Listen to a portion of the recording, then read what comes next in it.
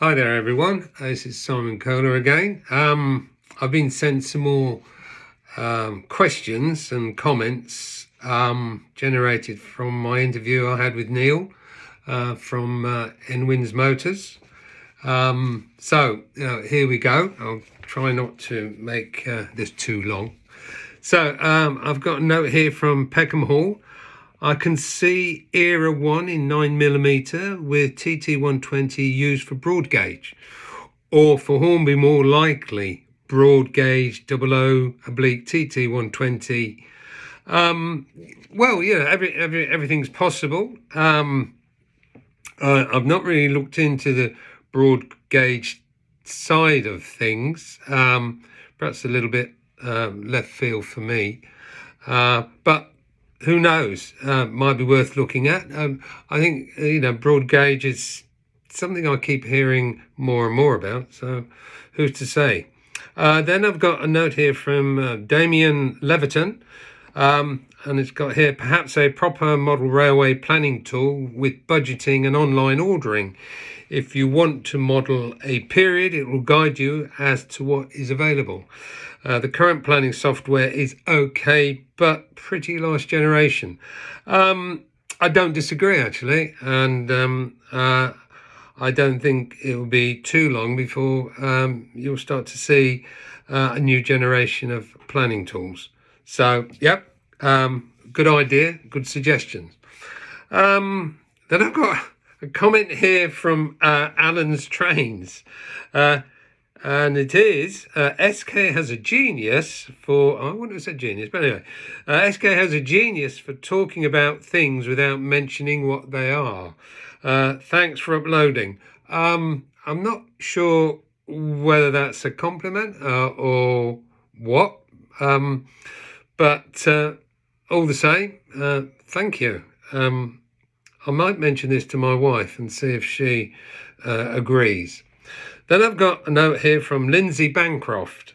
Great stuff, and really looking forward to seeing what you have planned. Maybe some things around TT120, signals and other elements for entry-level enthusiasts.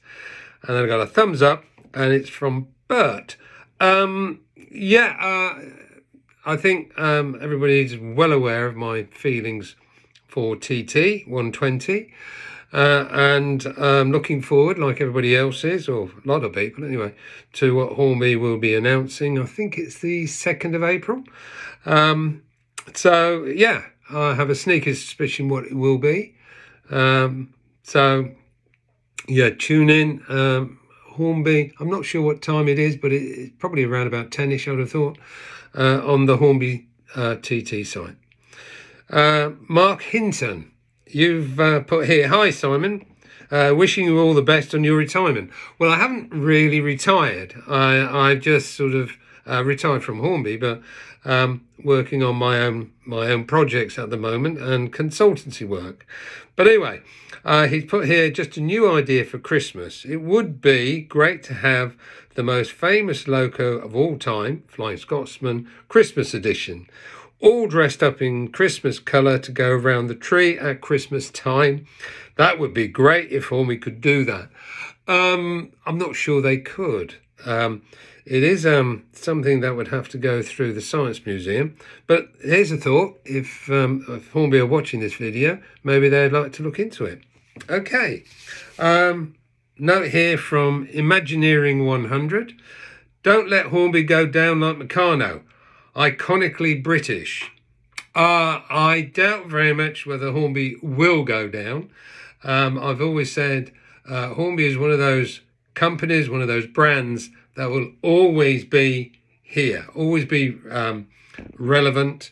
And don't forget, Meccano is still available. No longer British, but you can still get Meccano. And Hornby is a strong name, a strong brand, and has a strong product range.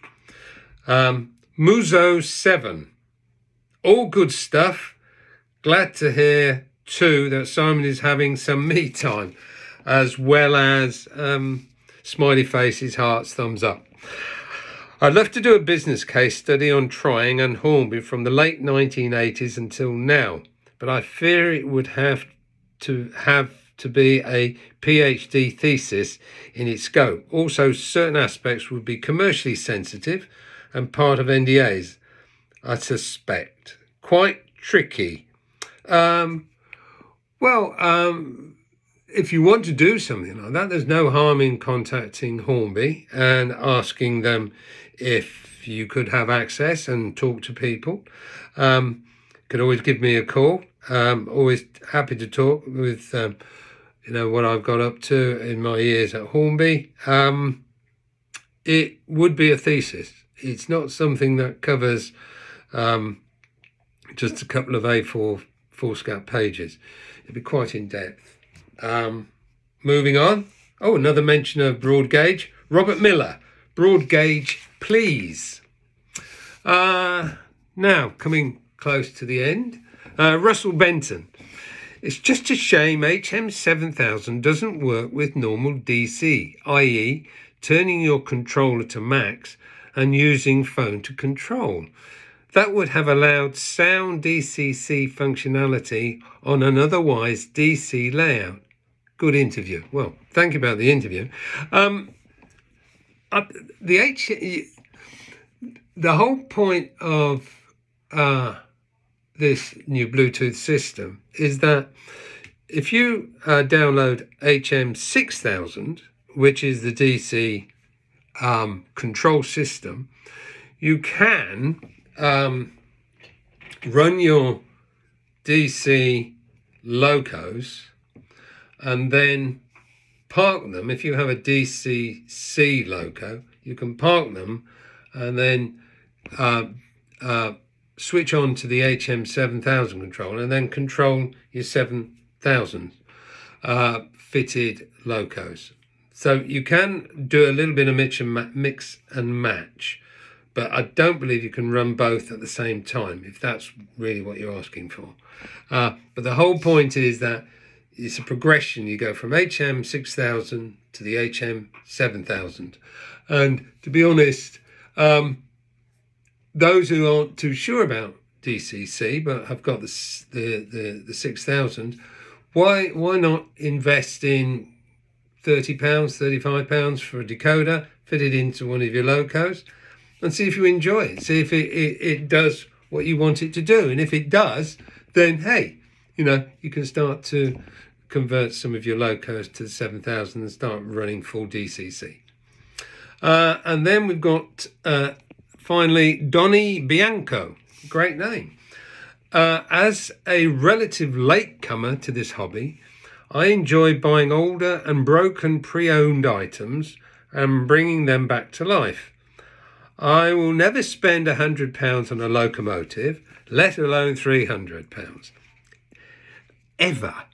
And I will not be drawn into DC/DCC division when the simple DC system performs perfectly well already. TT versus 00, 00 versus N are all divisions that will eventually overwhelm enthusiasts. It's all very well saying it's cheap. It certainly isn't if it's brand new. Neither is it simple if you're not technically minded. Whenever I'm at an exhibition, I've yet to see a DCC layout that hasn't developed a glitch drama that the operator has to tell me about, which I prefer not to hear, to be honest.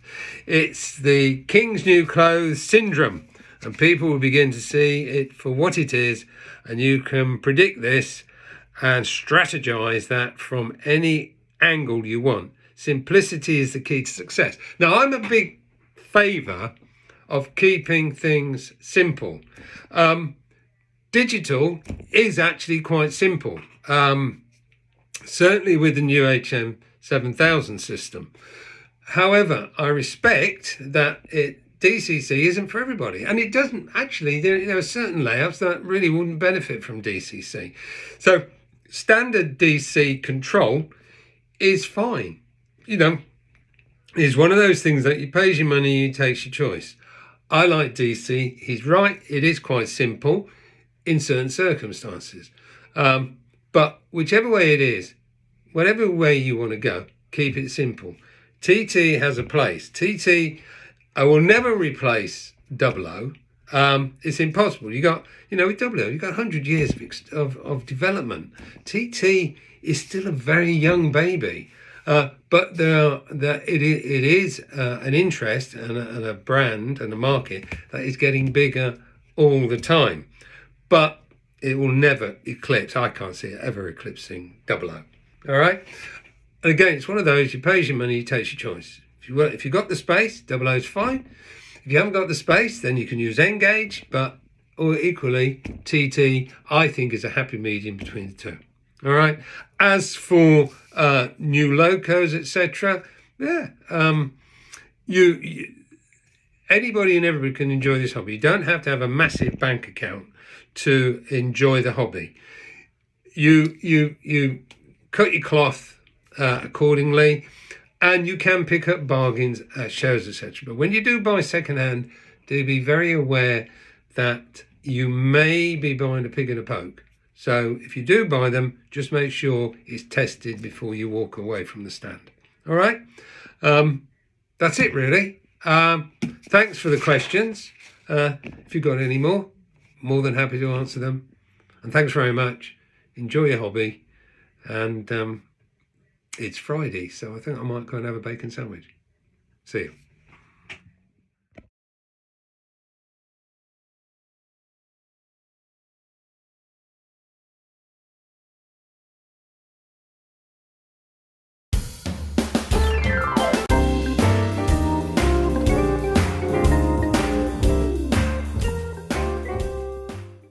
Subscribe to the Lifestyle Unleashed YouTube channel and don't miss out on the exclusive interviews with Simon Kohler.